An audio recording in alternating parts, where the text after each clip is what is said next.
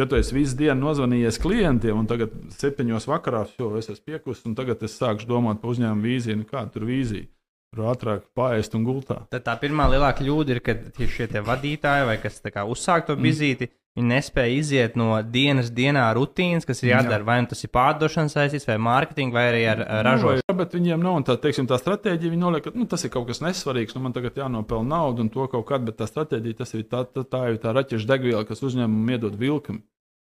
Viņi tev uzņēmumu, tad visi saprot, kāpēc mēs te strādājam. Mēs gribam būt, nezinu, labākā kompānija vai aizlidot uz mani. Es pieļauju arī iedomājos, kā strādā ideja.